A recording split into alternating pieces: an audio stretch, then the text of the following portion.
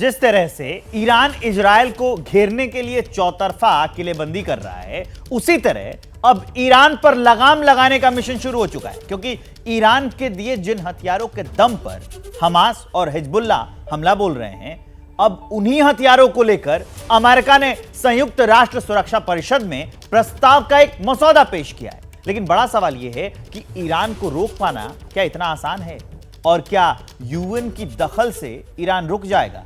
उसी पर यह रिपोर्ट।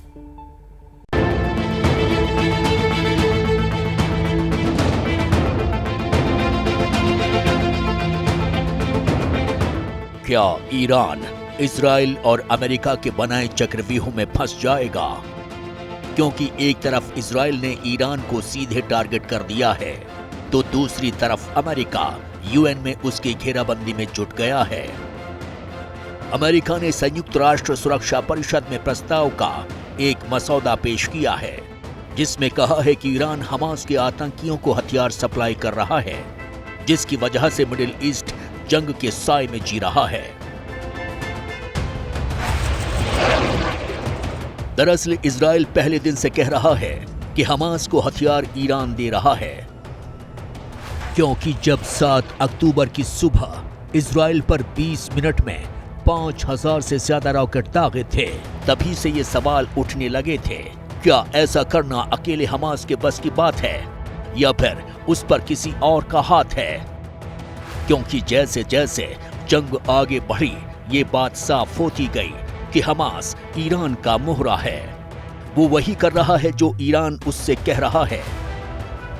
हाल ही में इजराइल ने हमास के अड्डों से हथियारों का जखीरा जब्त किया है, जिसमें ज्यादातर हथियार ईरान और नॉर्थ कोरिया के थे, जो हमास को इजराइल पर हमला करने के लिए दिए गए थे।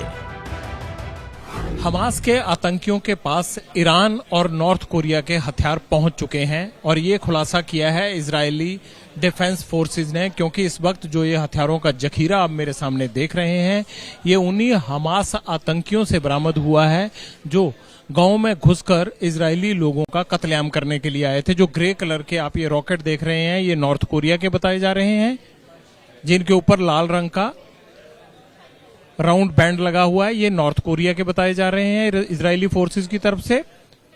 और सामने जहां वो नीचे रॉकेट जो रखे गए हैं और मोटार टाइप रखे गए हैं, जहां ये एक सैनिक खड़ा है, ये बताए जा रहे हैं ईरान के। लेकिन बड़ा सवाल ये है कि ईरान को रोक पाना इतना आसान है?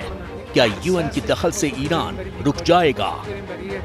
क्योंकि किसी भी प्रस्ताव के पारित होने के लिए उसके पक्ष में कम से कम 9 वोटों की जरूरत होती है। साथ ही संयुक्त राष्ट्र सुरक्षा परिषद में स्थायी सदस्य में से कोई भी वीटो न लगाए, और ये होना मुश्किल लग रहा है, क्योंकि रूस और चीन दूसरे खेमे में खड़े हैं। यानी इजराइल के लिए ईरान सबसे बड़ी चुनौती बन गया है। ईरान बहुत ही शातिर चाल चल रहा है। वो न सिर्फ हमास की मदद कर रहा है, बल्कि कूटनीतिक तौर पर भी इजराइल को घेरने की कोशिश कर रहा है, और इसका जरिया बनाया गया है गाजा के नाम पर। गाजा के सिविलियंस के नाम पर ईरान लगातार ये कोशिश कर रहा है कि इजराइल पीछे हटे।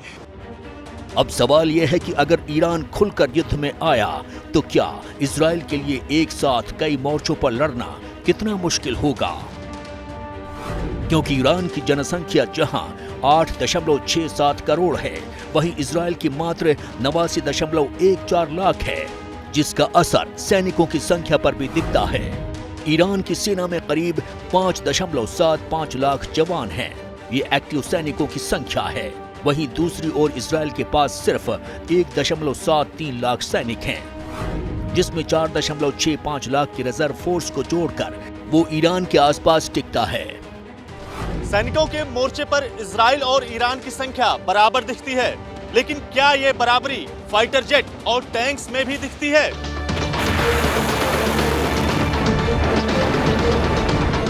टैंक्स के मामले में ईरान इजराइल से 2 गुना पावरफुल है।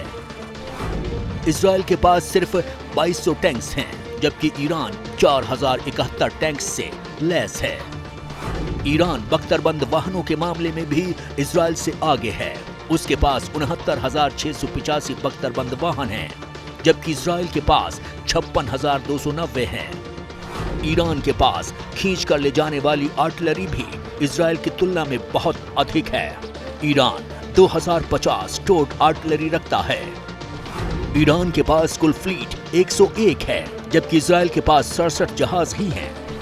ईरान के पास 19 पनडुब्बियां हैं, जबकि इजराइल के पास 5 पनडुब्बियां हैं। ईरान के पास 7 फ्रिगेट्स हैं, इजराइल के पास एक भी नहीं है। मतलब हर मोर्चे पर ईरान इजराइल पर भारी नजर आ रहा है। वहीं दावा किया जाता है कि ईरान के पास बैलिस्टिक मिसाइलों का जखीरा भी है। उसके पास फतह नाम की एक ऐसी हाइपरसोनिक मिसाइल है जिसकी मारक क्षमता 1400 किलोमीटर से अधिक है। ये मिसाइल फारस की खाड़ी क्षेत्र में मौजूद अमेरिका के किसी भी सैन्य ठिकाने तक पहुंच सकती है। इस मिसाइल की रेंज में पूरा का पूरा इजराइल आता है। अब सवाल यह है कि अगर ईरान इतना ताकतवर है तो इजराइल किसके दम पर उसे चुनौती दे रहा है? तो एक लाइन में जवाब है, जीतने का जज्बा। क्योंकि जब से इजराइल बना है वो कोई भी लड़ाई नहीं हारा है। और ये बात उसने 1967 में साफ कर दी थी, जब अरब देशों ने एक साथ 6 मोर्चों से उस पर हमला किया था। बदले में इजराइल ने फलस्तीन का नक्शा बदल दिया था।